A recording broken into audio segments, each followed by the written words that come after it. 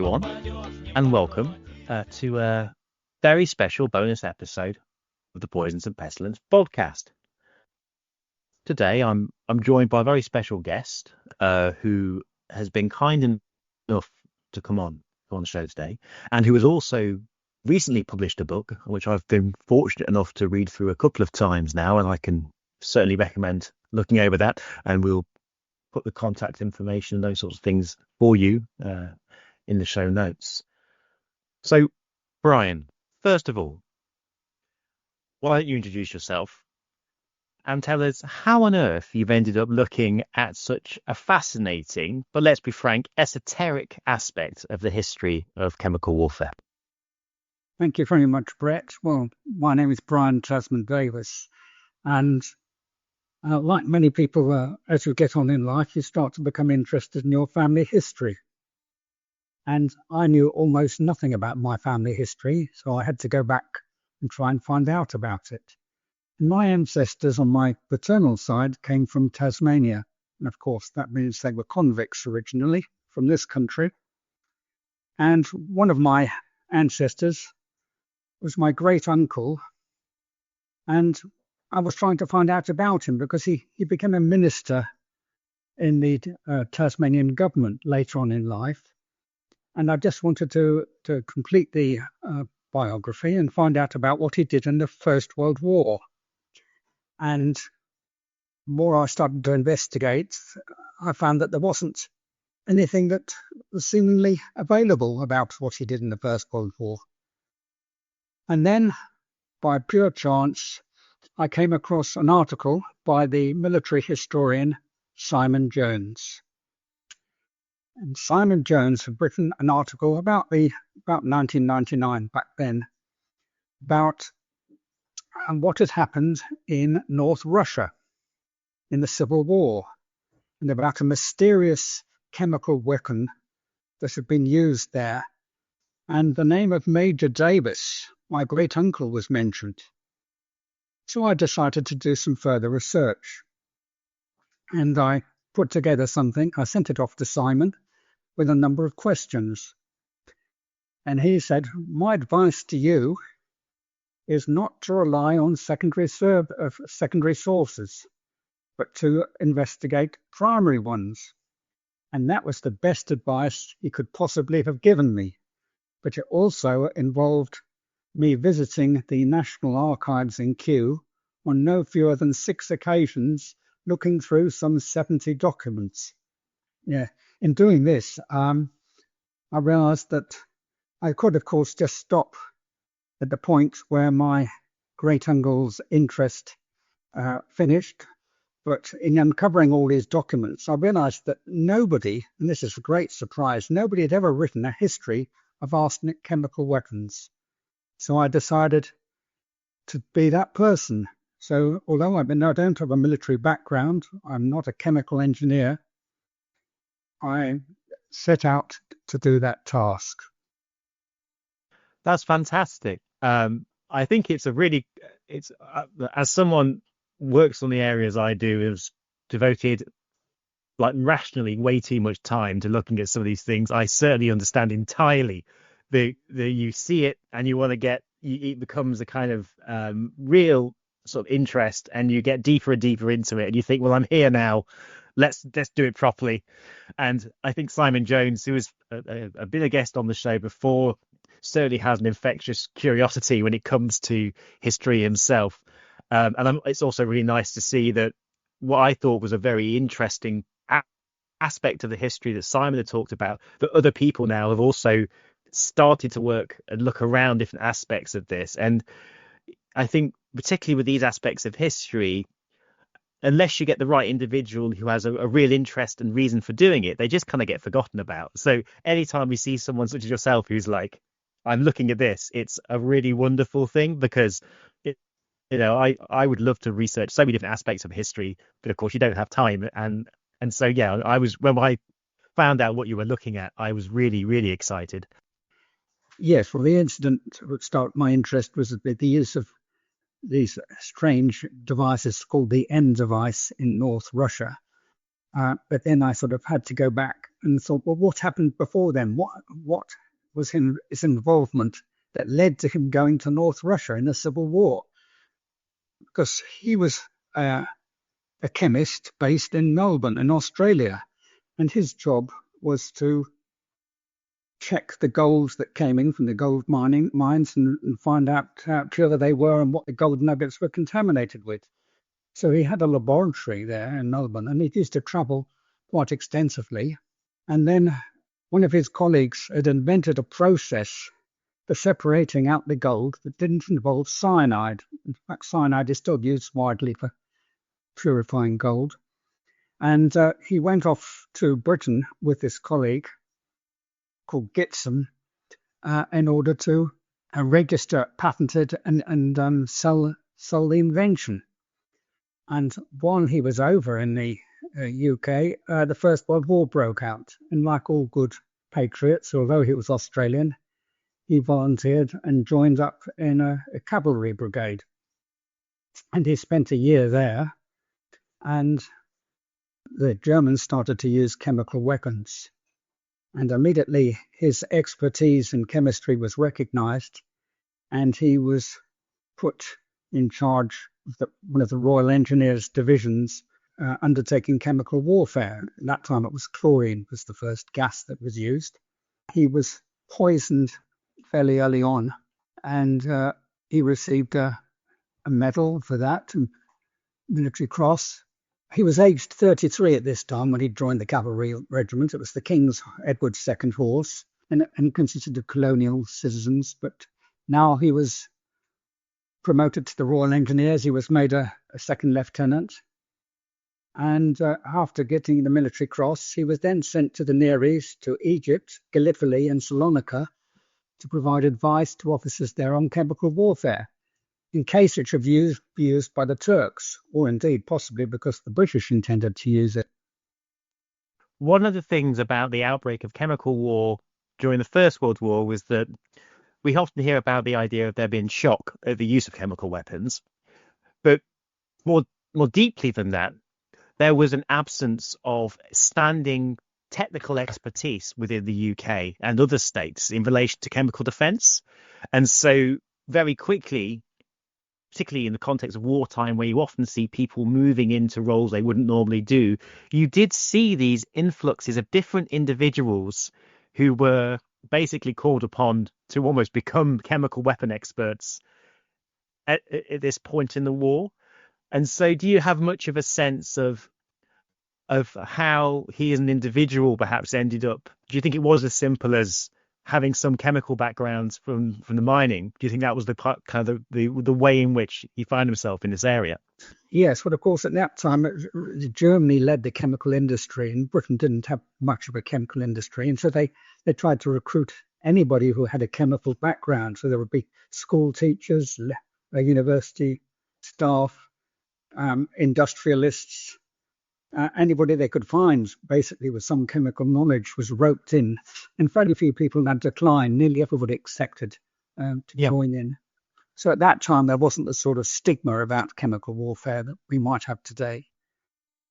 Do you get a sense of what type of guidance or expertise he would have been providing in these early years? Would it primarily be in relation to kind of defensive techniques which were coming online and those types of things?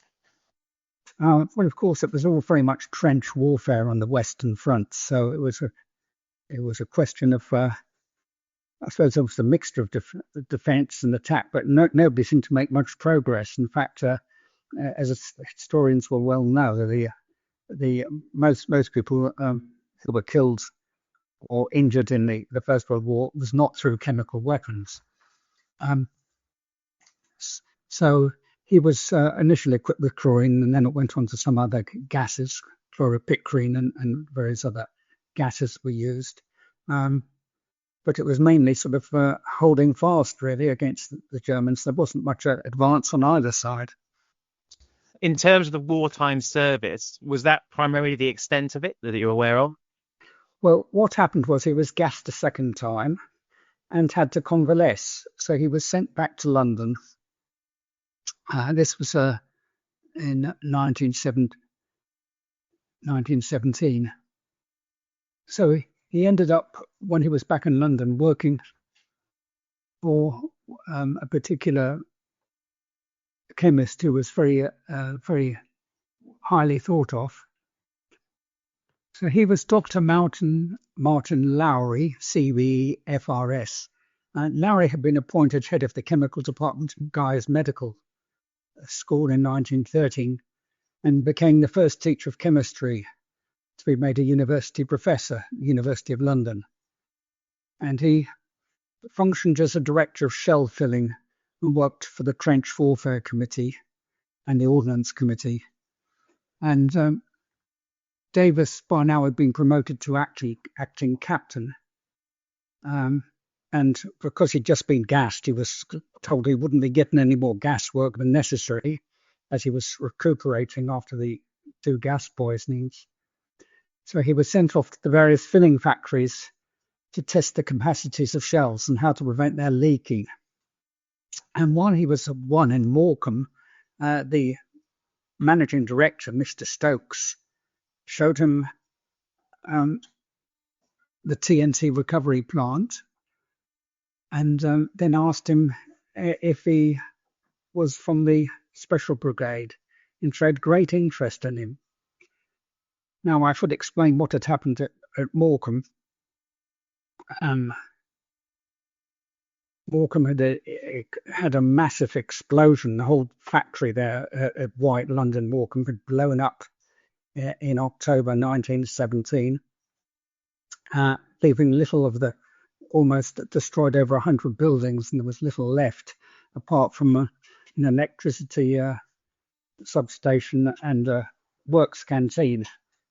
By a miracle, most people had survived because they happened to be in the canteen at the time that the factory blew up. So he went to Morecambe, and Mr. Stokes, as I say, kept coming back down to London and asking him about if he knew anything about a thermogenerator. A thermogenerator was sort of explosive mixtures that can trigger off an explosion.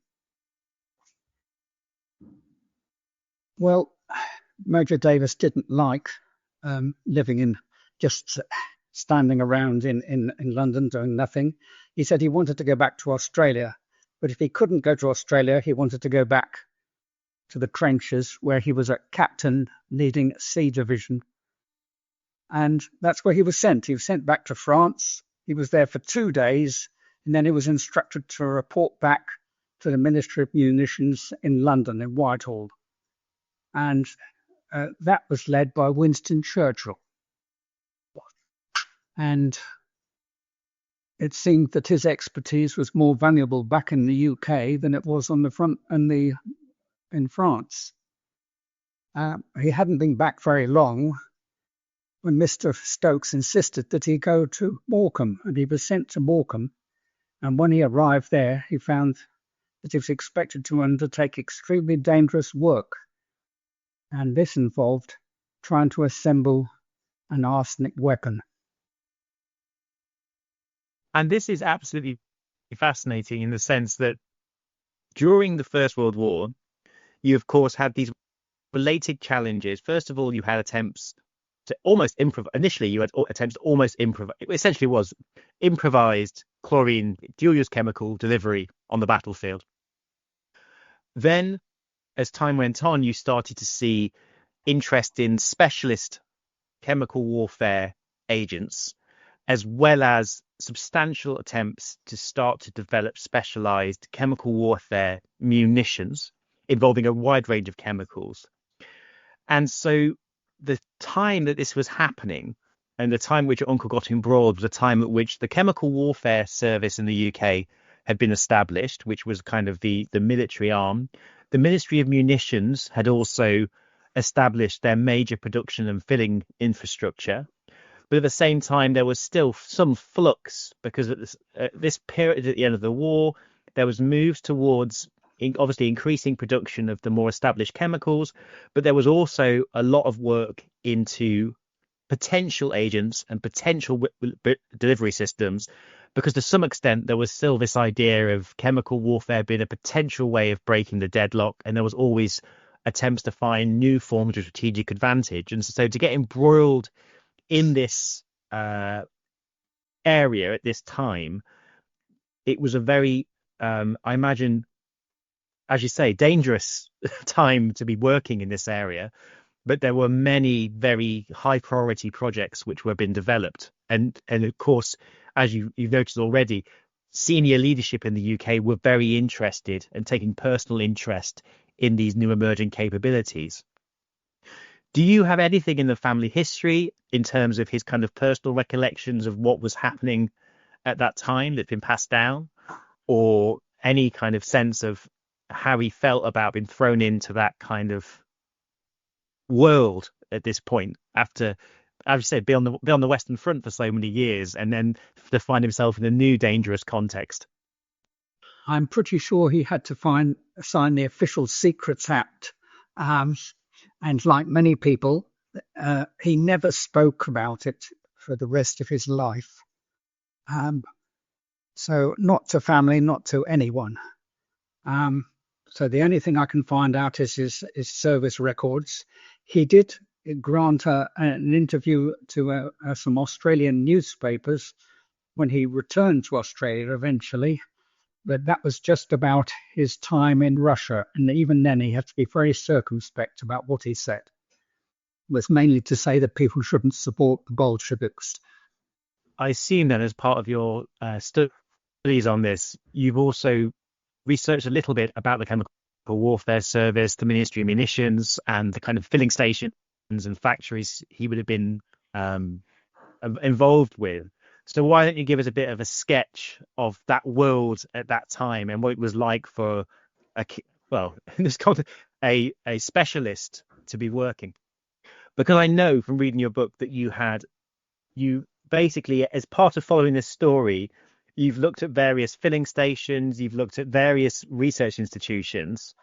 And so what I wanted to ask is, one thing that surprised me when I started looking at the history of the chemical warfare is how distributed your various institutions and facilities were that were involved in chemical warfare production. And so you've already mentioned, for example, you had institutions at Morecambe.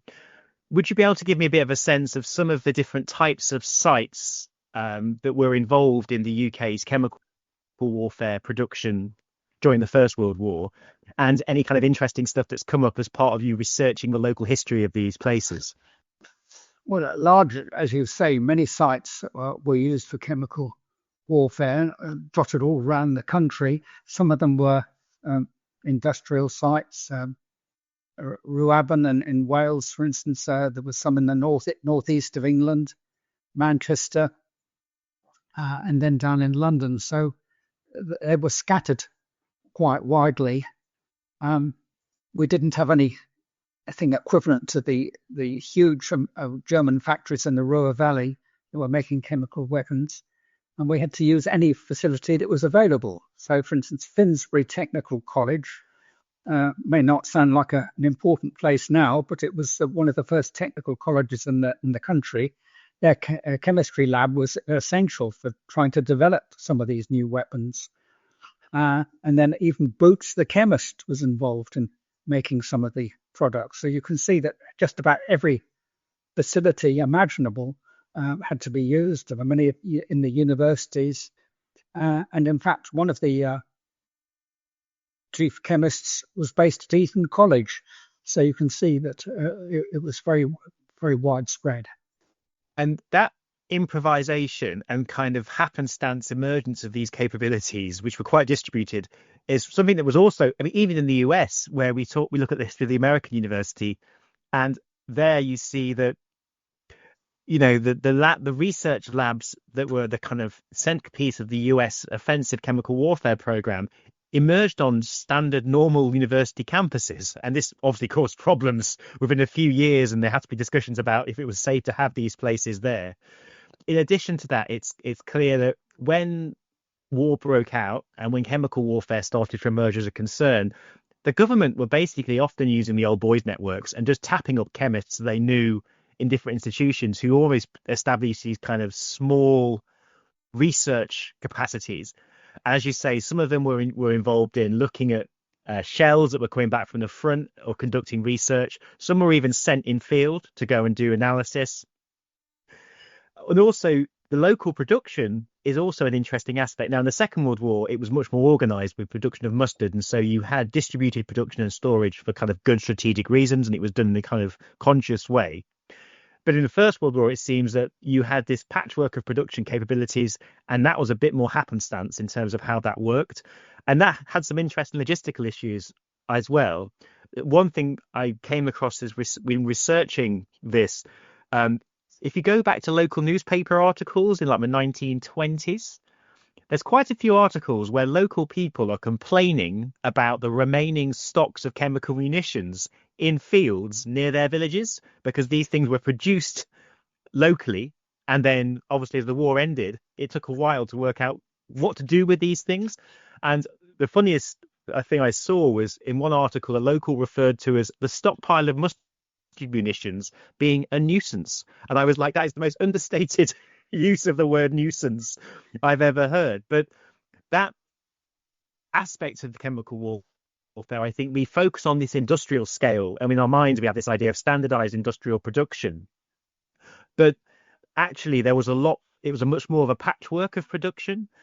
Now, it seems that the arsenic weapons were the thing this was the area that your uncle became involved in. So could you give me a bit of a sense of arsenic-based weapons and what they are in the most basic sense, and how they relate to the various kinds of chemical warfare agents that are more familiar to people from the First World War, and which ones are arsenic weapons?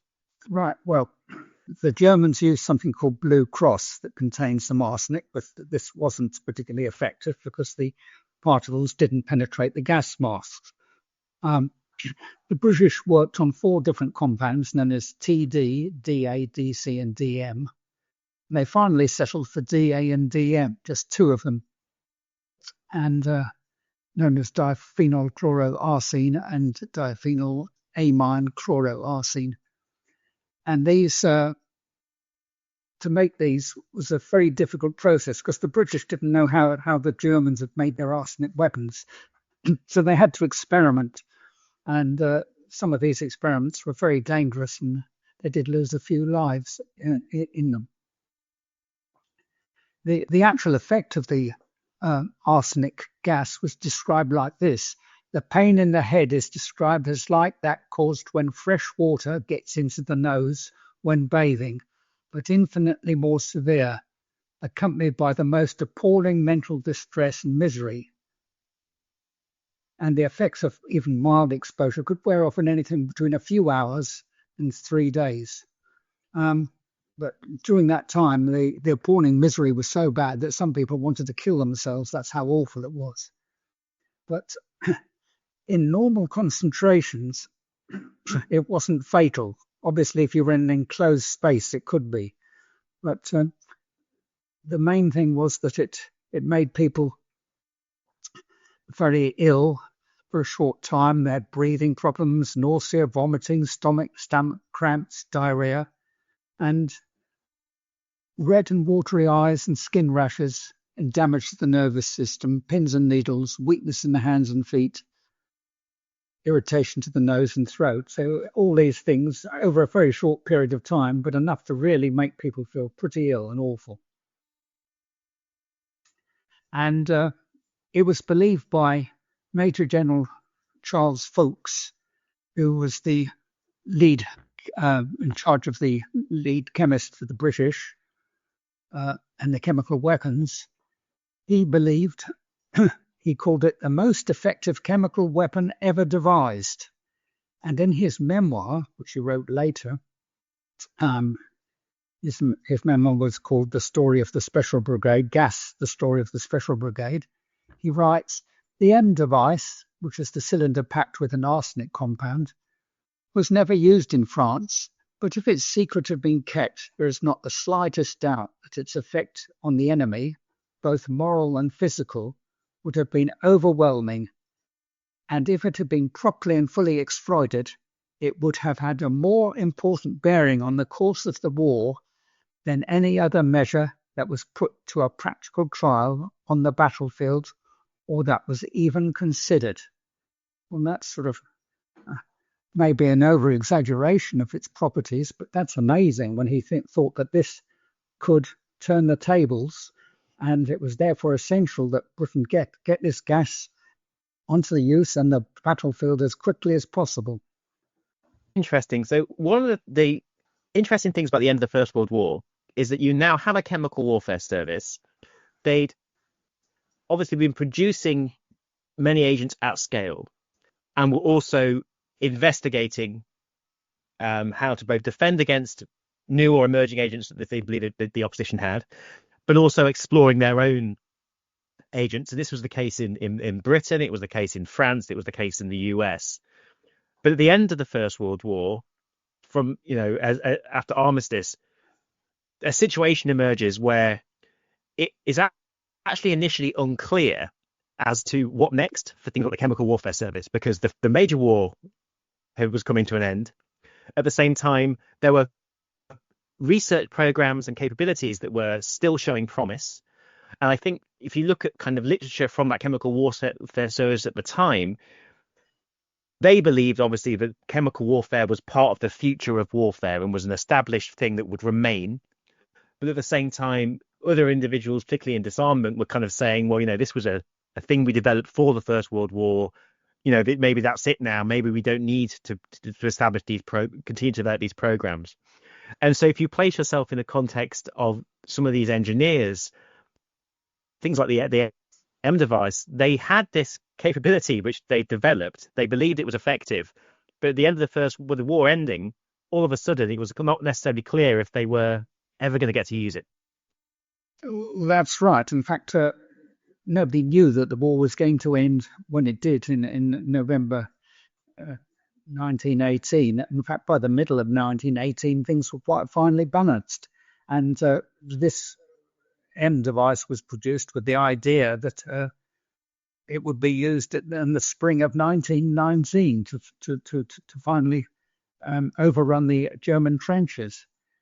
So it was never thought that it would not be used, and therefore, after the armistice, it was therefore necessary to decide what to do with this weapon. Now, the M device was a cylinder about 3 to 3.5 inches diameter, and about 14 inches long. That's 35 centimeters by 7.6 centimeters in size, and it discharged in about 2.5 minutes. Is it fair to describe it? Is it a toxic candle? Is that how it's sometimes described? Yeah, they were often called candles. They had a fuse, and you pulled the cord, and it released. It caused the thermogenerator to heat up the arsenic compound and release the gas or fine particles. Yes. So then, I think most historians and people who are interested in the First World War are aware of this kind of final action, which came in Russia in this period. But personally, I hadn't been aware of this specific part of history. So tell me a little bit about why British Expeditionary Forces were in Russia in 1918, 1919, which I guess provides the backdrop for the experiment with the M device that was to follow. Well, of course, there was an Eastern Front with the Germans fighting the Russians, so Russia was part of the Allies, and they desperately needed assistance.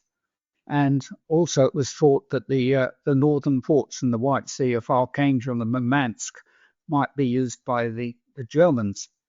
So for two reasons, the British sent supplies to Russia. And not only that, they actually used a tremendous amount of the wood from the forests in Russia was taken back and used in the trenches and for other purposes. So there was quite a lot of trade going on. So the British sent quite a lot of munitions to North Russia. help the Russians, and in return they got quite a lot of supplies. This was all very well, but of course during the Civil War, British were told, well, they could leave now, thank you very much. But they got stuck there in the winter because the armistice, of course, was in November, and the sea froze, and the port of Archangel wasn't accessible until about late May the following year. So you had all these troops, British troops, who were up there, stuck there, wishing they weren't there, and starting to mutiny. Not a surprise. That is a tough gig if you're sat up there hearing news of people going home on the Western Front, and you are sat in a very cold, essentially hostile part of the world, waiting for the sea to thaw. I can only imagine the British troops that were there. It's not a surprise that mutiny was discussed. Yes, no, it's not only British troops, but the ones from America, from the United States and Finland and Serbia and all sorts of other countries were there, and France, of course. But all these other countries didn't wish to get involved in the Russian Civil War. Neither did the British government. There was just one very important person who was a minister in the British government who did wish to get involved in the Russian Civil War because he thought that by lending British support there, he could make a difference and that the White Army would defeat the Bolsheviks. And he was passionately opposed to communism and thought that the Bolsheviks would take over other countries like the Baltic states and the Stans and Poland, and this was a sort of make or break as far as he was concerned. And of course, the name of this person was Winston Churchill. Now he was Minister of Munitions while the M device was being made. And in January 1919, he was given a new position, which was Secretary of State for War and Secretary of State for Air. So suddenly, having been the Minister of Munitions responsible for making the device, he was now in a position to deploy the device. And in fact, the M device was the only chemical weapon that was continued to be made after the armistice. That is very interesting. I wasn't aware that was. I didn't know that was the case. And so, basically, the British leadership or aspects of it decide the British are there. We have that capability there. We can't bring it home. We could just hunker down, but they decided that the British should become more active in trying to protect the whites in that region. Is that about right? That's right. Now, Winston Churchill was a keen advocate of chemical weapons. He thought that being gassed was no worse than having your face blown off by a shell. And he may be very well right, but that wasn't a popular opinion at that time. And he thought that gas would be very useful, particularly in the case of rebellions and the like. He often referred to, sometimes it was mustard gas, sometimes he just mentioned gas. Of course, he couldn't mention the M device because that was top secret. And of course, Churchill's an interesting character here. There's lots of discussion of Winston Churchill's views on chemical weapons, and they do tend to suffer from sort of presentism, I think, very often. And in particular, I think very often an absence of context in terms of that situation in the First World War and how they're understood as this necessary, horrible thing, one of many other necessary, horrible things. But in saying that, I think it's probably reasonable to assume that the presence of Winston Churchill there did, in terms of his involvement here, did provide the right sort of environment for an attempt to trial this weapon in the way it was trialed. Right. Well, having put all this effort into keeping the device secret and developing it, and it was a huge amount of effort went into this, and having just got to the point by the armistice when they just got enough of these weapons to start to deploy against the trenches, Winston Churchill thought, well, what's going to happen now? I mean, the product is probably going to start deteriorating. Other countries would start to discover about them and could make better gas masks. It was a sort of now or never moment, he thought. So when the Russian Civil War was going on, initially he didn't think of using it there. He sent other chemical weapons out, and that's something that I found that other authors have missed. That, in fact, in February, when it was claimed that the Bolsheviks had started to use gas against the British, a claim which is dubious anyway. He authorized that some chemical weapons be sent out. It wasn't the M device, it was just standard chemical weapons such as mustard gas. And these were going to be given to the White Army to use on their navy. But a little later on, he asked for more weapons to be sent out, and they were told there wasn't any. So then he thought, well, let's try the M device. Now, my great uncle was wanting now to go back to Australia quite naturally, having spent about 7 months of his life at Morecambe, and the sort of a great risk to his own personal life. And he was told, well, you're the only person we can send out there to use this device. So he had no choice, really. He was sort of told he got to go to Russia. And so what's interesting is that the decision to use this device, it was still, in many senses, an untested. Obviously, there would have been testing of this and field testing, but it hadn't been used offensively yet. And so this was, in some senses, a trial, right? So it was also a situation where that provides the background for how and why it was used. So basically, while there was clearly tactical utility, potentially, part of the considerations that would of course, been given in deploying this weapon would have been, well, we're doing this for the first time, so we're not quite sure how to do it. We need to sort of think about how we're going to deploy it. And obviously, with a new weapon system, you don't want to be entirely reliant upon it. So that suggests there also may have been some pressures on smaller scale use and those sorts of things. So based on your reading, what kind of special considerations were given in terms of them trying to use this in this conflict? And also, I guess, the chemical weapons experts out there and the units there were one of many different units out there who may have had quite different views on the utility of this weapon. So could you give me a sense of the decision making that led ultimately to them actually trying and using it on the battlefield?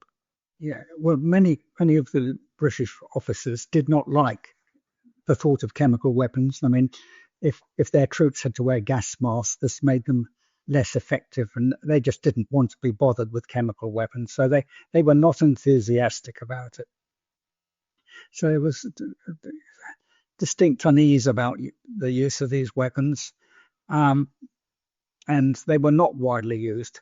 But it was decided to send 50,000 of the M device out to Russia. They by this time they'd made about 200,000 of them, so about 50,000 were sent out in the hope that they could be used. Now they've been designed to be used on the Western Front, where if you had a light following breeze, and fairly open territory, the gas would drift nicely into the trenches. Well, it wasn't like that at all in Russia. You had dense forest, and the gas was absolutely useless. It wouldn't penetrate the forest at all. So they were totally misled about its possible use out there. And so then this is a situation where you have a capacity which has almost been pushed into the conflict, where the immediate utility isn't clear. So what happens from here? Well, that's absolutely right. And the means of deployment was supposedly that they would be deployed by infantry. Each man would take 2 of these weapons, run up to the edge of a trench, throw them over the edge, and gas the occupants. Now, this wasn't the way that things were done in Russia. They didn't have trench warfare. They had blockhouses situated largely along railway lines. Those were the fronts. They're quite different than the fronts in France. The smoke just did not penetrate the forests, and Major Davis continually tried testing these to see if they would work and penetrate the forests, and they didn't. And it was starting to become quite apparent that he was completely useless and couldn't be used.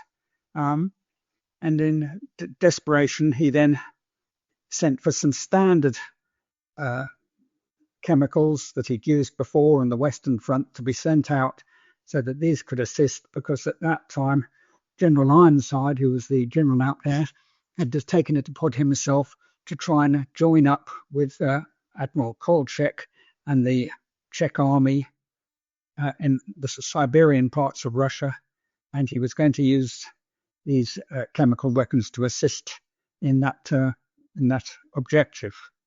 But the chemical weapons only partly arrived. They didn't arrive without key components such as fuses and so on, and they couldn't be used. So it looked like all was lost when it came to chemical weapons. There was just no way that these could be used.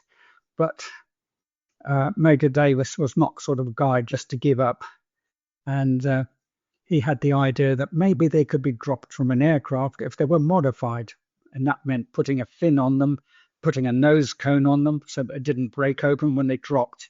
And he had a batman who was a plumber, and he got his plumber to make out of tin plates some of these fins. So is the basic idea then that these would be dropped and then their nose would penetrate into soft ground and they would just stand up, or that they would hit the floor and at least survive the fall before igniting? Is that right?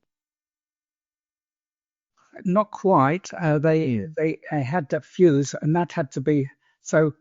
Each aircraft, the Havilland DH-9, had a pilot and an observer, and it was the observer's job. They carried about 40 of these devices, about 36 in a rack, and about 4 others which were not in the rack. And he had to drop these, and as he let them go, he had to pull the fuse. And so that it was obviously a bit dodgy for the pilots. They didn't particularly like the thought of having these chemical weapons on board, but they were ordered. Ironside overrode the RAF and told them they had to use them.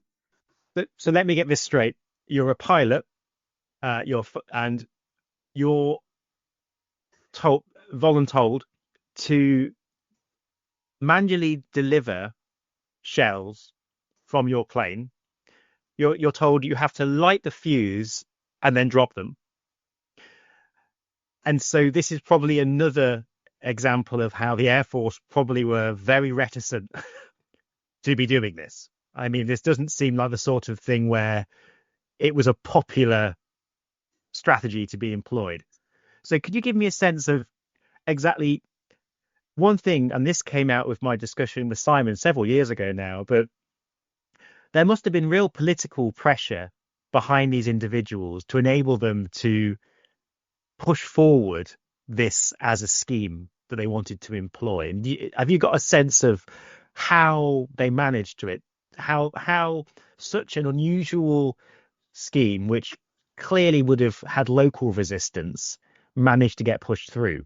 Was it just a case of top-down decision making? It was a question of General Ironside and my great uncle Major Davis having a good relationship. Back in the UK, they said, just dump all these devices in the sea. Those were the instructions. But Major Davis persuaded General Ironside that he could modify these devices and use them for an aerial drop. And Ironside was prepared to go along with this, much to his credit. Okay, so we now, thanks to a very ingenious plumber and the persistence of your uncle, have a viable airdropped munition, and it is used. So can you explain to me how the sort of tactical context in which they deployed this weapon and its effects? Right. So they started off. It was used on the blockhouses that were in villages along the railway line that ran south from Archangel initially. Basically, there would be troops waiting to attack, and they would drop the gas bombs first, and that would scatter the inhabitants. And at that point, then the troops who were on the ground could attack, leaving perhaps half an hour or an hour for the gas to disperse. And after a while, it was discovered that the Bolsheviks were so frightened of this gas that they used to flee when the aircraft approached, and the aviators started to welcome that they had this device on board, because it meant that nobody was shooting at them when they came in. So actually, from being very reticent about using the M device, they were then quite enthusiastic. Roughly how many occasions was it used? Was it used over a period of weeks or a period of days, or? When they started towards the end of August was the first. They wanted to use it before that, but of course the weather had to be right, and you can imagine it's a very northern latitude. It's starting to get dark in the evenings, and the weather isn't always very appropriate. So they started about the 26th of August that they started to use them. They used them for about 3 or 4 days in the Archangel area, a bit longer, perhaps to the second week of September. They then decided to try them. There was another front, which was on the line from Murmansk that went down to Lake Onega. And the reason that the troops were so far south down there was that the White Army needed to recruit more men, and so they wanted to. There weren't enough in the Murmansk area. They had to find them from elsewhere. So there were troops stationed right down the railway line there, and they then started to use them on that location as well. And they were used until about the last week of September. Is this the end of the story for the M device after this use? Were these weapons continually produced, or was this kind of the end, the last swan song of these weapons? The devices started to deteriorate, and the remainder of only about less than 1,000 were actually less than 900, in fact, were actually dropped. They were very on the villages, so the balance had to be dumped in the White Sea. Much to Major Davis's extreme annoyance, because he thought that they could safely be sent back to the UK and used in India or other places. The gas masks, special gas masks, were all rounded up by Major Davis, and they were returned to the UK. The Americans had also produced a similar weapon, not quite the same, using something called Adamsite.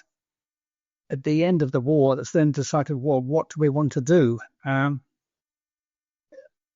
1925, there was a treaty that said basically banned chemical weapons, and it wasn't certain whether this was M device, the Adamsite, was a tear gas or not.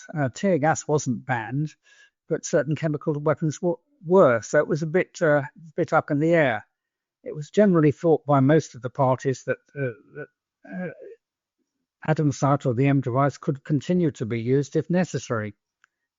The British then decided that it was too dangerous to use as a riot control agent, and they had other tear gases that they preferred.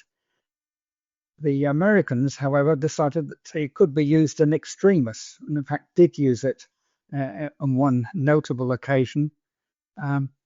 It's called when there was a protest by Army veterans who wanted to be paid more, and they protested in Washington, D.C. And the Army then used very heavy-handed and did use some of the gas, which actually kills one of the young boy there. And that was probably the downfall of the President Hoover. So after that, it was a question of just keeping tabs on it in case war broke out again. And of course, when the Second World War came, the gas was used quite considerably to test gas masks. It wasn't going to be used in great quantities other than as a test, but it was used as a testing agent.